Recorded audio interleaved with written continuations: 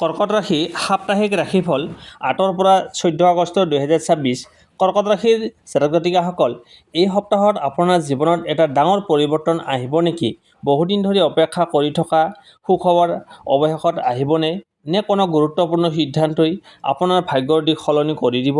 এই সপ্তাহত ধন সম্পত্তি, চাকৰি, ব্যৱসায়, প্ৰেম, পৰিয়াল আৰু ভাগ্য কোন ক্ষেত্ৰত লাভ হ'ব, কোনটো দিন আটাইতকৈ শুভ আৰু কোনটো ভুল একেবাৰে কৰিব নালাগে, সেই সকলো কথা আজিৰ এই ভিডিঅ'ত জানিব। সেয়েহে ভিডিঅ'টো শেষলৈকে নিশ্চয় চাওক, কাৰণ শেষৰ ফালে মই ক'ম এই সপ্তাহৰ শুভ তাৰিখ, শুভ সংখ্যা, শুভ ৰং আৰু বিশেষ প্ৰতিকাৰ যিয়ে আপোনাৰ সপ্তাহটো অধিক ইতিবাচক কৰি তুলিব পাৰে। প্ৰথমতে আহিছোঁ ধন সম্পত্তি। কৰ্কট ৰাশিৰ ব্যক্তিসকলৰ বাবে এই সপ্তাহত টকা পইচাৰ ক্ষেত্ৰত ধৈৰ্য আৰু বিচক্ষণতাই সফলতাৰ মূল চাবিকাঠি হ'ব পাৰে। বহুদিন ধৰি যি আৰ্থিক লক্ষ্যলৈ আগবাঢ়ি আছিল, সেই দিশত কিছু ইতিবাচক অগ্ৰগতি দেখা যাব পাৰে। যদিও সকলো কাম একেলগে সম্পূৰ্ণ নহ'ব পাৰে, সৰু সৰু সফলতাই আপোনাৰ আত্মবিশ্বাস বৃদ্ধি কৰিব। চাকৰি কৰা লোকসকলে নিজৰ পৰিশ্ৰমৰ স্বীকৃতি লাভ কৰাৰ সম্ভাৱনা আছে। কিছুমানৰ ক্ষেত্ৰত অতিৰিক্ত ইনকাম, ইনচেণ্টিভ বা নতুন সুযোগৰ খবৰ আহিব পাৰে। ব্যৱসায়ীসকলৰ বাবে নতুন গ্ৰাহক, নতুন অৰ্ডাৰ বা পুৰণি গ্ৰাহকৰ সৈতে পুনৰ লাভজনক সম্পৰ্ক গঢ়ি উঠাৰ সম্ভাৱনা আছে। যদি আপুনি নতুন ইনভেষ্ট কৰাৰ কথা ভাবি আছে, তেন্তে খৰখেদা নকৰি সকলো তথ্য ভালদৰে পৰীক্ষা নিৰীক্ষা কৰি সিদ্ধান্ত লোৱাটো বেছি ভাল হ'ব। কেৱল আনৰ কথা শুনি ধন ইনভেষ্ট নকৰিব, নিজৰ বিচাৰ বুদ্ধিক অগ্ৰাধিকাৰ দিয়ক। সপ্তাহটোৰ মাজভাগত হঠাতে কিবা খৰচ আহিব পাৰে, সেয়েহে বাজেট মানি চলিলে মানসিক চাপ কমি থাকিব। অপ্ৰয়োজনীয় বস্তু কিনাতকৈ সঞ্চয়ৰ ওপৰত গুৰুত্ব দিয়ক। এই সময়ত সৰু সৰু সঞ্চয়ে ভৱিষ্যতে ডাঙৰ সহায় কৰিব পাৰে। যদি আপুনি ঘৰ, মাটি বা অন্য কোনো সম্পত্তি সম্পৰ্কীয় কাম কৰি আছে, তেন্তে কিছু অগ্ৰগতিৰ সম্ভাৱনা আছে। কিন্তু কোনো নথিপত্ৰত চহী কৰাৰ আগতে সকলো তথ্য ভালদৰে পৰীক্ষা কৰক। প্ৰয়োজন হ'লে অভিজ্ঞ ব্যক্তিৰ পৰামৰ্শ লওক। যিসকলে ঋণ পৰিশোধৰ চেষ্টা কৰি আছে, তেওঁলোকৰ বাবে এই সপ্তাহত পৰিকল্পনা অনুসৰি আগবাঢ়িব পাৰিলে ভাল ফলাফল পোৱাৰ সম্ভাৱনা আছে। নতুন ঋণ লোৱাৰ আগতে তাৰ প্ৰয়োজনীয়তা পুনৰ এবাৰ বিবেচনা কৰক। আপোনাৰ প্ৰয়োজন আছেনে নাই ঋণ লোৱাৰ?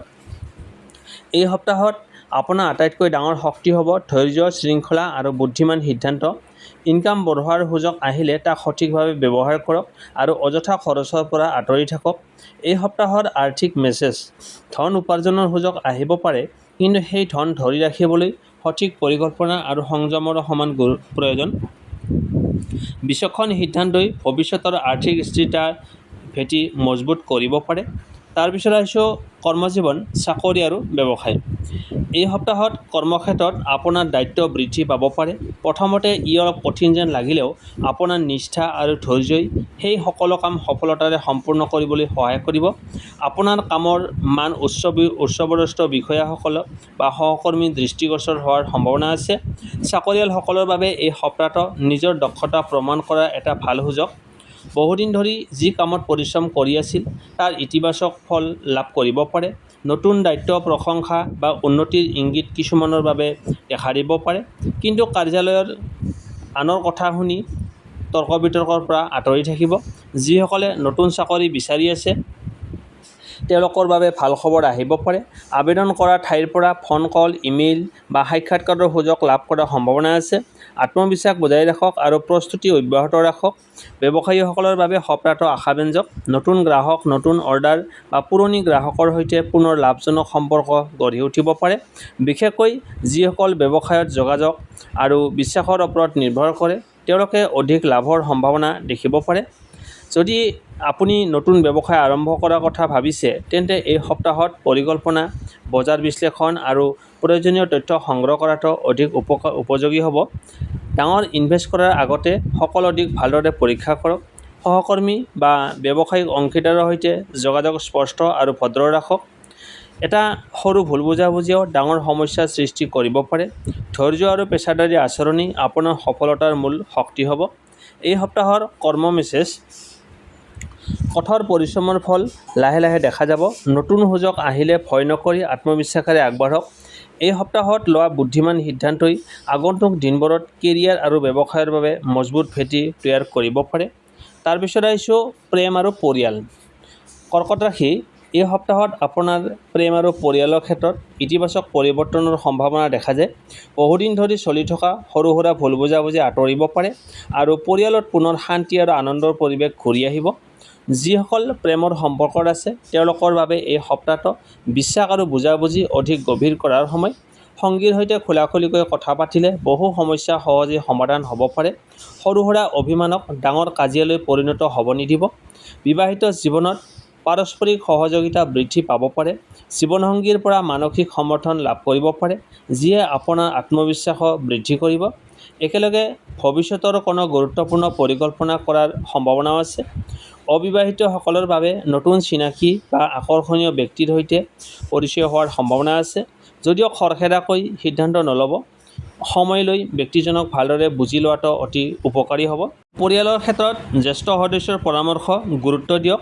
ঘৰৰ কোনো শুভ অনুষ্ঠান বা আনন্দৰ খবৰ আহিব পাৰে, যিয়ে সকলোকে একেলগে আনন্দ কৰাৰ সুযোগ দিব।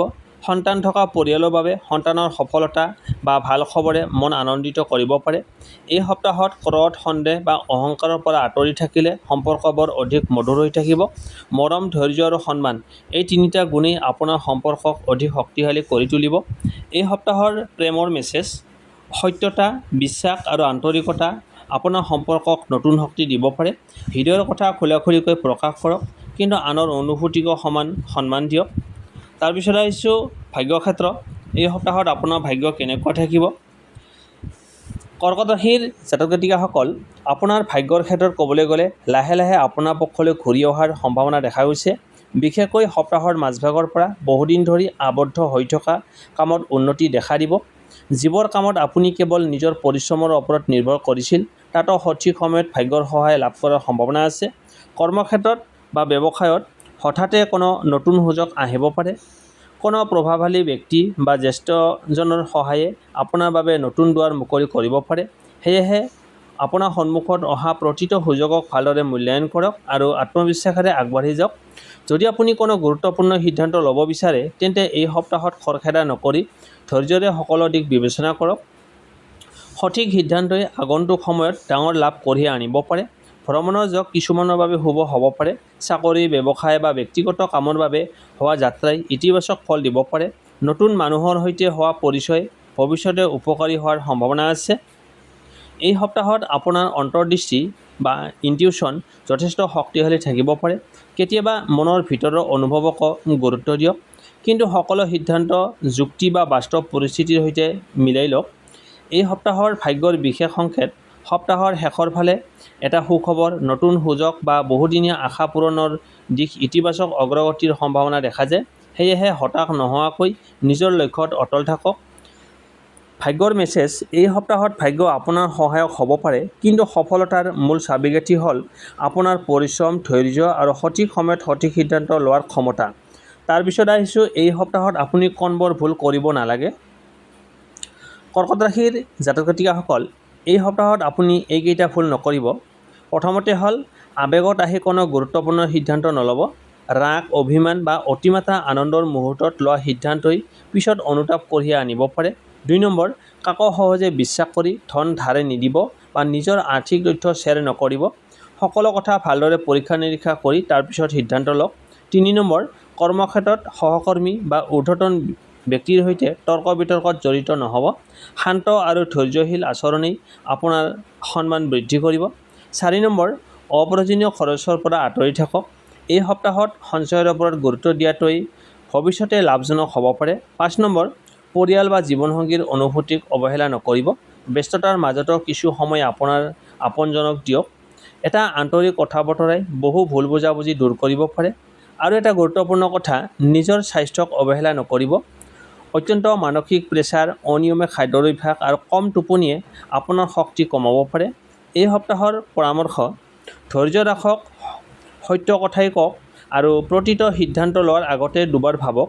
আপোনাৰ বিচক্ষণতা আৰু সংযমেই এই সপ্তাহৰ আপোনাক সফলতাৰ দিশে আগুৱাই নিব পাৰে।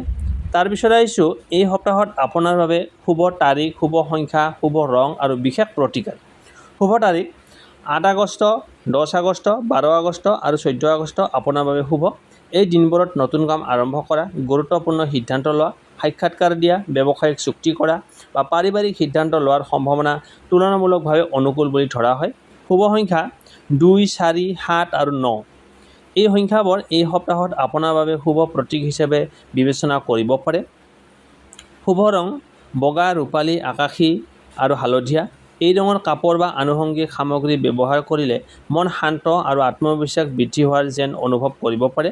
শুভ প্ৰতিকাৰ সোমবাৰে ভগৱান শিৱৰ পূজা বা প্ৰাৰ্থনা কৰক। ওম নমঃ শিৱায় এই মন্ত্ৰটো 108 বাৰ জপ কৰিলে আপোনাৰ মনোবল বৃদ্ধি পোৱাৰ বিশ্বাস আছে। গাখীৰ, চাউল, চেনি, বগা মিঠাই দান কৰিলে শুভ ফল লাভ কৰাৰ বিশ্বাস আছে। মাক দেউতাক আৰু জ্যেষ্ঠজনৰ আশীৰ্বাদ লওক, ই শুভ শক্তিৰ প্ৰতীক বুলি ধৰা হয়। ৰাগ খং আৰু আৱেগত নিয়ন্ত্ৰণ কৰি ধৈৰ্য সহকাৰে সিদ্ধান্ত লওক। এই সপ্তাহৰ শুভ মেছেজ আপোনাৰ আন্তৰিকতা, ধৈৰ্য আৰু ইতিবাচক মনোভাৱেই এই সপ্তাহত সফলতাৰ পথ সহজ কৰিব পাৰে। সঠিক সময়ত সঠিক সিদ্ধান্ত ল'ব পাৰিলে নতুন সুযোগ আৰু সুখবৰ লাভ কৰাৰ সম্ভাৱনা আছে। বন্ধু-বান্ধৱীসকল, এয়াই আছিল কৰ্কট ৰাশিৰ বাবে 8 পৰা 14 আগষ্ট 2026 এই সপ্তাহটোৰ সম্পূৰ্ণ সাপ্তাহিক ৰাশিফল। যদি ভিডিঅ'টো আপোনাৰ ভাল লাগিল তেন্তে লাইক কৰক, আপোনাৰ বন্ধু-বান্ধৱ আৰু পৰিয়ালৰ সৈতে এই ভিডিঅ'টো শ্বেয়াৰ কৰক আৰু এনেধৰণৰ সঠিক সময়ত সঠিক ৰাশিফল, সাপ্তাহিক আৰু মাহেকীয়া ৰাশিফল লগতে সঠিক তথ্য আমাৰ চেনেলত পাই থাকিব। গতিকে চেনেলটো ছাবস্ক্ৰাইব কৰি কাষতে থকা বেল আইকনটো অন কৰি ৰাখিব। আপোনাৰ ৰাশি কি আৰু আপুনি কোন ঠাইৰ পৰা এই ভিডিঅ'টো চাই আছে? এই সপ্তাহৰ বিষয়ে আপোনাৰ যদি কিবা প্ৰশ্ন সুধিবলগীয়া থাকে তেন্তে তলৰ কমেণ্টত নিশ্চয় লিখিব। আপোনাৰ মন্তব্য আমাৰ বাবে অতি মূল্যৱান। ভগৱান শিৱৰ কৃপা আৰু আশীৰ্বাদ সদায় আপোনাৰ আৰু আপোনাৰ পৰিয়ালৰ ওপৰত বৰষুণ হৈ থাকক। আগন্তুক সপ্তাহটো সুখ, সুস্বাস্থ্য, সমৃদ্ধি। এই সপ্তাহটোত ভগৱান শিৱৰ কৃপা আৰু শুভ আশীৰ্বাদ সদায় আপোনাৰ আৰু আপোনাৰ পৰিয়ালৰ ওপৰত বৰ্তি থাকক। আগন্তুক সপ্তাহটো যেন সুখ, সুস্বাস্থ্য, সমৃদ্ধি আৰু সফলতাৰে আপোনাৰ ভৰি উঠক। পুনৰ লগ পাম পৰৱৰ্তী ভিডিঅ'ত। ধন্যবাদ।